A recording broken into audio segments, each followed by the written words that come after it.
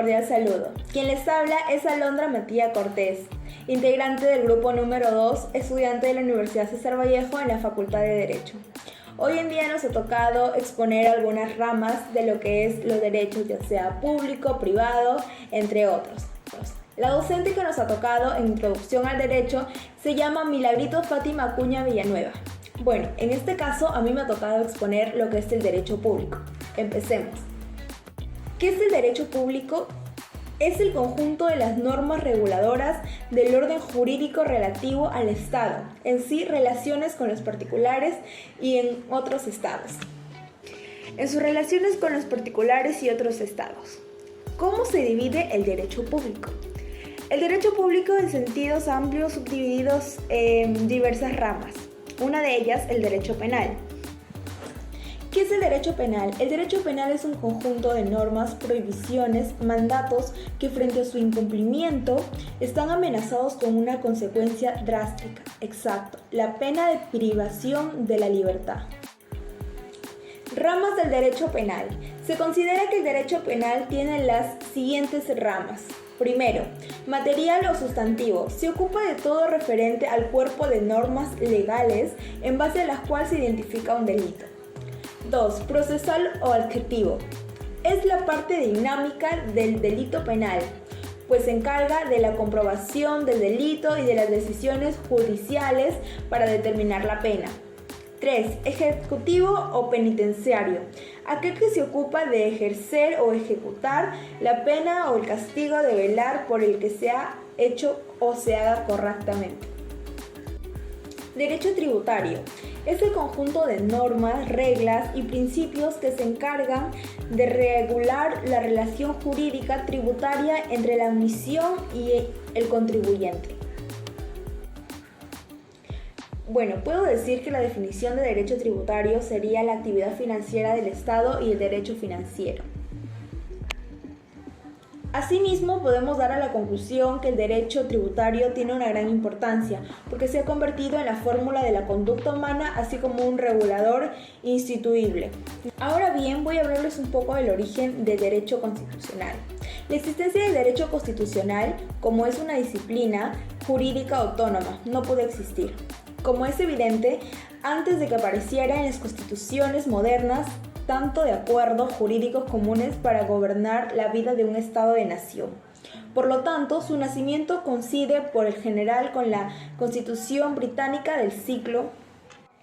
La importancia del derecho constitucional. El derecho constitucional es sumamente importante, ya que establece un límite para los gobiernos, restringiendo las facultades que dispone lo político y obligando a adecuar a las normativas. En conclusión, el derecho constitucional tiene como objetivo primordial el mantenimiento del Estado de Derecho y de las leyes fundamentales del ser humano. Para ello propone generalmente la división y autonomía de los poderes públicos y que cumplan con las funciones limitación y vigilancia, tanto como la soberanía nacional de los estados nacionales, que dan a sus respectivos textos constitucionales la última palabra de la materia jurídica, y no de los intereses de otras naciones más poderosas. Por ello, podemos decir que la finalidad del derecho público es buscar la garantía de los derechos fundamentales para los ciudadanos. Muchas gracias, le doy pase a mi siguiente compañero. Derecho público. Las partes no son iguales, una de ellas tiene superioridad.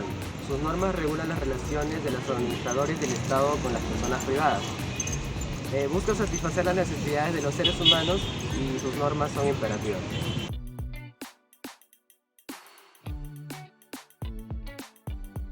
En el derecho privado lo que enlaza también sería el derecho civil. En esta rama del derecho civil podemos ver en donde se pueden otorgar las herencias, la parte de propiedad de cada familiar, como también de cada asociadores que quedan en un acuerdo. Esto de acá hace que haya un propietario de algún terreno o de alguna cosa en general que haya quedado. El derecho privado se encarga de las relaciones jurídicas, por lo tanto, en esta rama no pueden ser excluidas las personas en lo que es sus derechos, sus deberes, como también hacer parte de una ciudad y también congeniar con las demás personas. Buenas tardes, doctora, buenas tardes, compañeros. En esta oportunidad me ha tocado exponer el derecho internacional privado. Bueno, es una rama del derecho, ¿no?, que tiene como como objeto, ¿no?, los conflictos de competencia internacionales. Bueno, los conflictos de leyes internacionales, la cooperación procesal y determinar la condición jurídica, ¿no?, de los extranjeros. Bueno, ¿no?, el derecho mercantil es una rama, ¿no?, del derecho privado que se encarga de regular todo el conjunto de normas relativas a los comerciantes, ¿no?, en el ejercicio de su profesión. Esta rama del derecho analiza las relaciones jurídicas internacionales, ¿no?, ya sea entre privados o donde existe un interés privado. En algunos países de esta rama del derecho se le conoce como el derecho civil o internacional. El derecho internacional privado no soluciona los conflictos, digamos, ¿no?, sino que determina, ¿no?, la norma o la ley de qué país se debe utilizar en la solución de conflictos, ¿no?, internacionales, o así como el juez que resolverá esta controversia. Tenemos el Código del Derecho Internacional Privado. Este es un tratado que pretendió establecer, ¿no?, una normativa común, se podría decir para América, ¿no?, como el derecho internacional privado del que estamos hablando. Bueno, la idea de dicha normativa fue promovida en el año 1992, ¿no?, se podría decir que se concretó, ¿no?, durante un congreso panamericano celebrado en Cuba. Especialmente en el documento final del Tratado de La Habana se adjunta en el anexo el Código del Derecho Internacional Privado. Bueno, las características del derecho internacional privado tenemos el derecho nacional, que cada país dicta normas propias, ¿no?, del derecho internacional privado, lo que puede llevar esto a un conflicto, se podría decir, entre ellos, ¿no? Otra característica del derecho internacional privado es el derecho positivo. Acá sus normas se encuentran en diversos textos legales, ¿no?, preferentes, ¿no?, en los códigos civiles. También se hallan en los tratados en los que los países se determinan, ¿no?, la mejor forma para resolver conflictos de leyes, ¿no? También contiene un elemento particular, ¿no?, que es el término extranjero dentro de la relación, ¿no? Bueno, se denomina como relaciones privadas internacionales a aquellas que en su composición presentan elementos extranjeros, ¿no?, ya sean subjetivos o objetivos, ¿no? Los primeros referidos a las personas y los segundos que es a los bienes, ¿no?, actos jurídicos que componen dicha relación. En todo caso, se podría decir, ¿no?, que las fuentes de derecho internacional privado forman parte del ordenamiento jurídico nacional, ¿no?, ya que en los tratados internacionales deben aprobarse, ¿no?, y ser ratificados conforme a sus normas constitucionales, ¿no?, nacionales.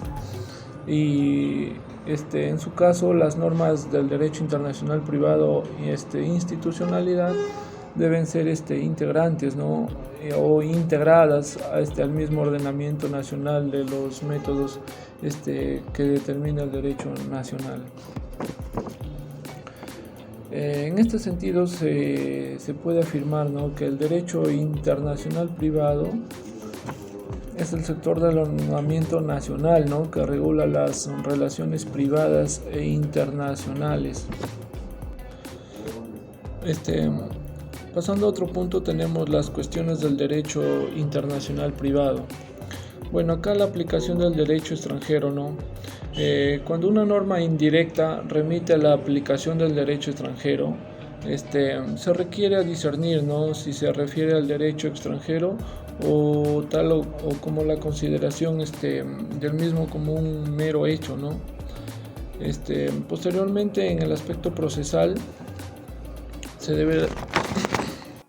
tenemos otro punto donde la cuestión previa, ¿no? Para la resolución de la cuestión de derecho internacional privado puede ser, ¿no?, necesario, ¿no?, para resolver una cuestión previa o preliminar relacionada con la principal, ¿no?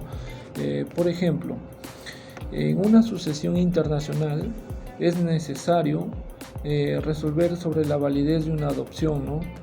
Es decir, que la cuestión principal depende siempre de la resolución de la llamada, ¿no?, cuestión incidental. Bueno, estas cuestiones incidentales pueden ser una o varias cuestiones a resolver, ¿no?, por el juez competente.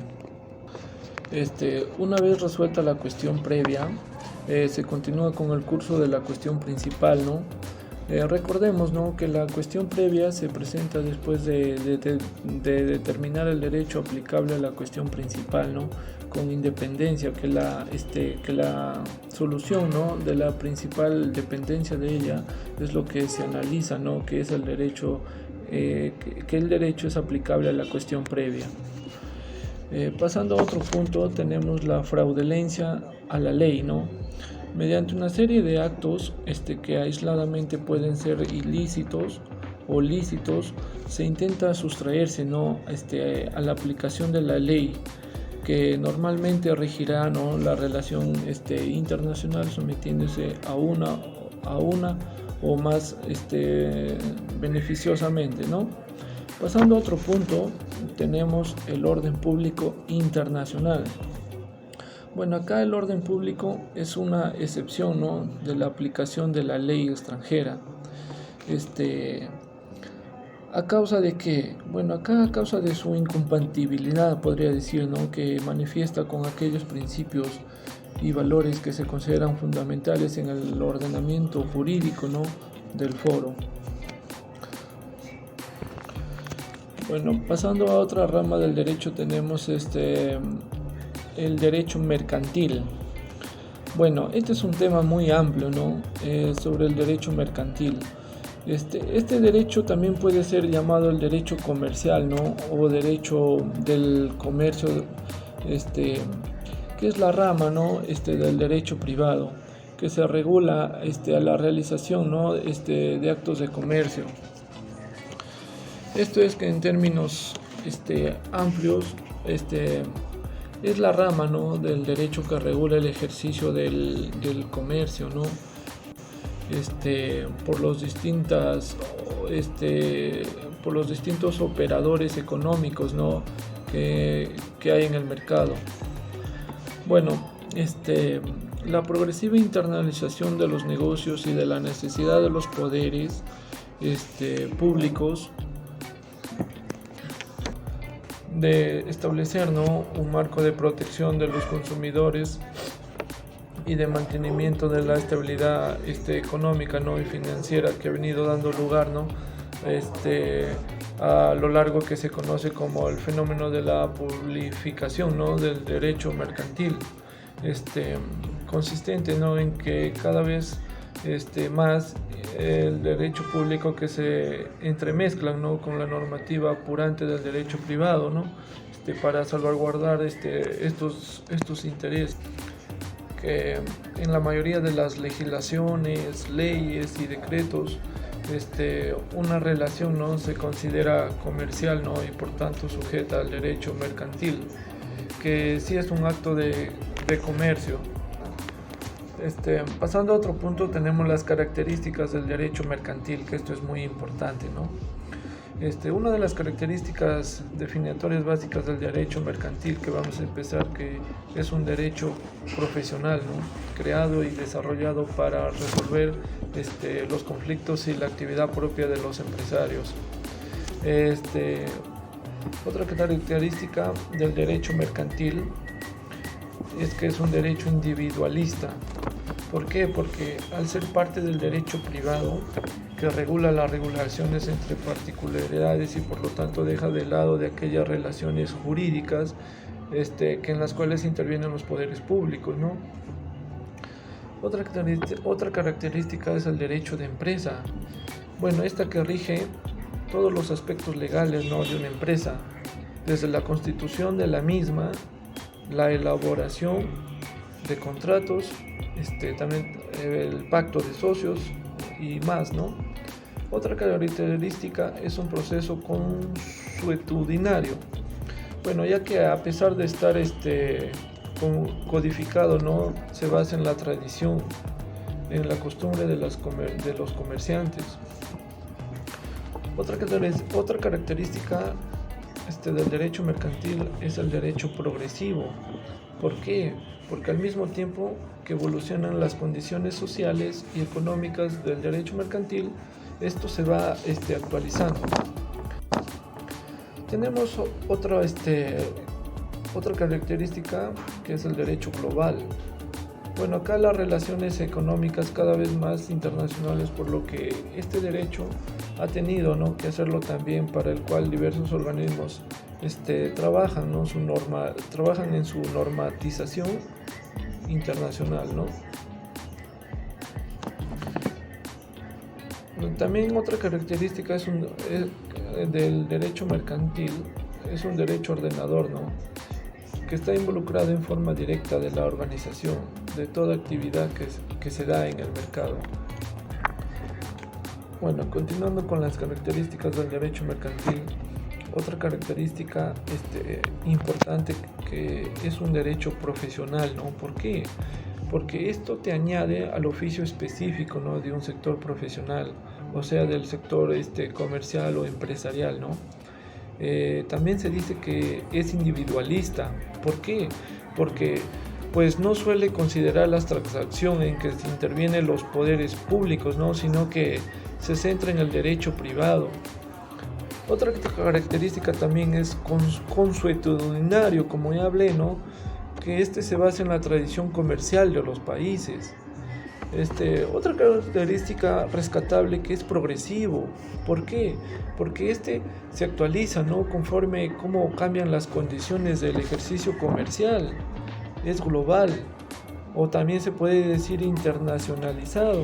¿Por qué? Porque dado que se supera las fronteras nacionales y regula también las transacciones comerciales internacionales entre particulares o empresas transnacionales. Bueno, pasando a otro tema, tenemos las fuentes del derecho mercantil, ¿no? El derecho mercantil se desarrolla primordialmente, ¿no?, a partir de tres grandes fuentes importantes. Tenemos la ley, dado que el derecho mercantil es también una forma de derecho positivo, ¿no?, que digamos. ¿Por qué? Porque posee una normativa escrita y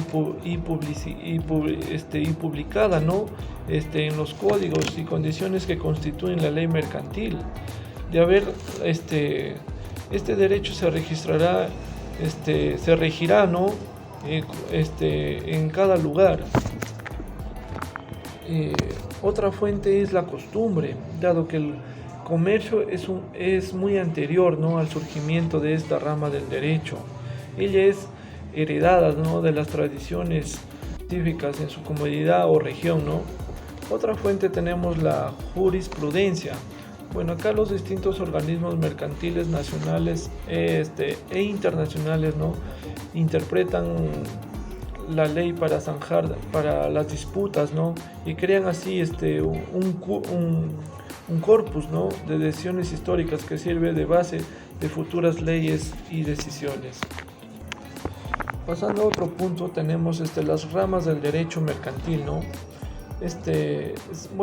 Se dividen en algunas ramas, como el derecho bancario. ¿Qué es el derecho bancario? El derecho bancario es aquel que regula, ¿no?, el ejercicio de los bancos y otras entidades financieras similares. Otra rama es el derecho concursal. ¿Por qué? Porque contiene las normas sustantivas, ¿no?, y procesales, que en todo lo referente a deudas o a acreedores, ¿no? Otra rama tenemos el derecho contractual. ¿Por qué? Porque es aquel que tiene que ver con los contratos, ¿no?, las obligaciones, derechos, de manera voluntaria, ¿no?, a firmar un documento. También tenemos el derecho societario, que también llamado derecho de sociedades, ¿no?, o derecho corporativo, que esto se ocupa de los sujetos empresariales, ¿no?, y sus formas de asociación. Otra rama tenemos el derecho de la propiedad industrial, que es aquel que defiende el ejercicio productivo, ¿no?, la creatividad industrial y el modo en que operan.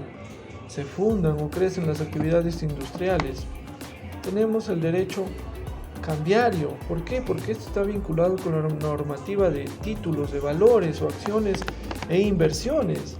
Tenemos el derecho marítimo, que es aquel que regula el intercambio de bienes, ¿no? y servicios entre países o regiones mediante la marítima, ¿no? Bueno, y para finalizar voy a hablar sobre la importancia, ¿no? del derecho mercantil. El derecho mercantil es una rama del ejercicio jurídico, ¿no? para perseguir la justicia y la equidad económica, y combatir la corrupción en el delito económico, y poner reglas claras y normativas para todo este acto comercial, ¿no? Eso es todo, compañeros. Gracias por haberme escuchado. Gracias, doctora.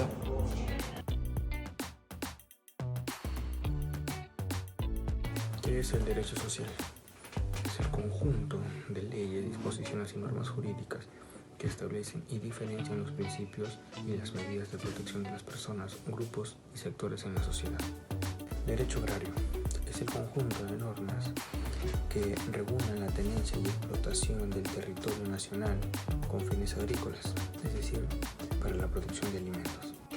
Derecho laboral es el conjunto de reglas jurídicas que garantiza el cumplimiento de las obligaciones de las partes que intervienen en una relación de trabajo.